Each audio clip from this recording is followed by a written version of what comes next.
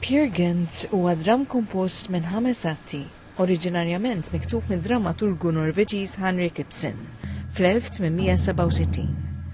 Dramm li huwa wieħed mill-iżjed magħrufin u interpretati madwar l-4 tirjieq tad-dinja.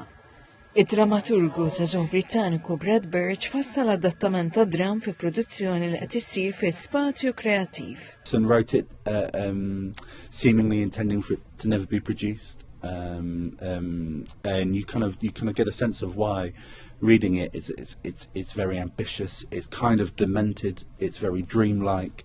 It moves from the real world to a troll kingdom. It spans the globe. It goes through time.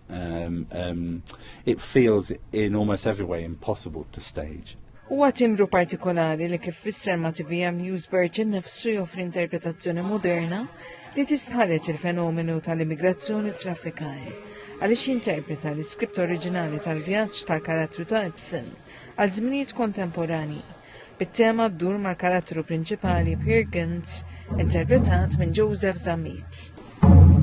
It's a play about truth. It's a play about power. It's a play about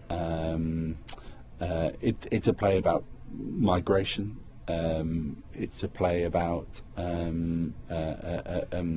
how far you can get in this world through dishonesty. Il-producer ta' Dramm Adrian Buckle jaċċenna dwar l-importanza tal-koreografija waqt id-dramm. Ġaki Bżiri diriġi il-movimenti fluidi u d-direttur Chris Gatt jintroduċi l-kunċett tal-mużika live waqt il-wirja.